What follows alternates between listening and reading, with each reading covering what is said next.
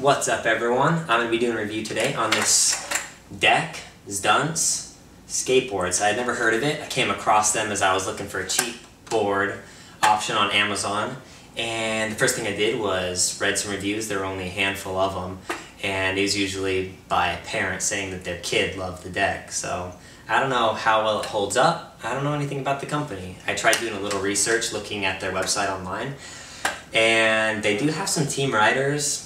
They're young kids, vert skaters it looks like, and they charge like 50 bucks for the deck on their website. It's a company out of California. They use hard rock maple from what they say, and the bonding agent is something they specially make called Aero Bond.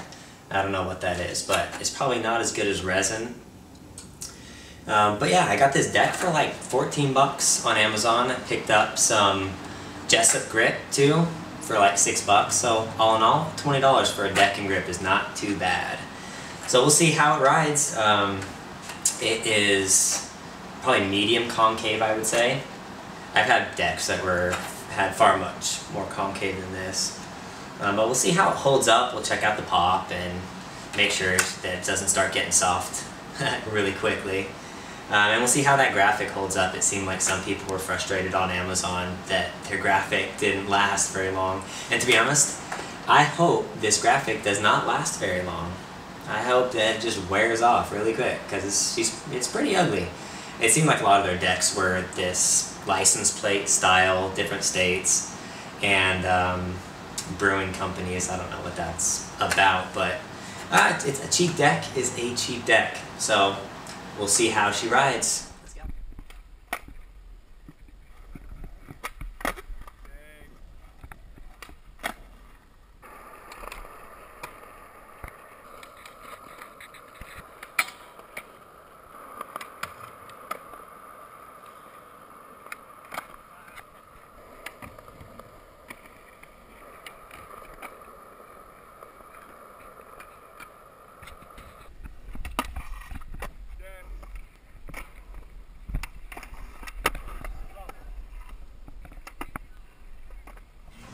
I'm back from doing some skating.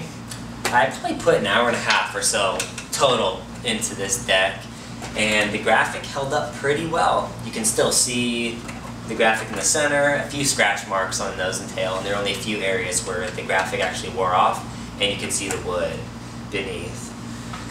The pop was okay. It was decent. I've had boards with way more pop, and I've had boards with way more concave. That's really my only complaint too. I felt like I really had to flip the board to get it to fully rotate. I had tons of flip tricks that under-rotated, and so that's really my only complaint.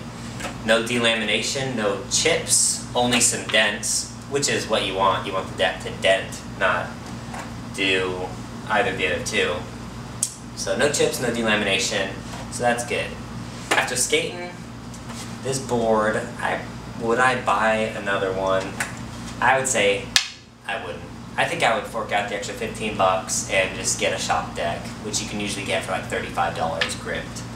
But if you only have $20 to spend on a board, and you're not going to be too rough on it, then I can say that this is probably the board for you.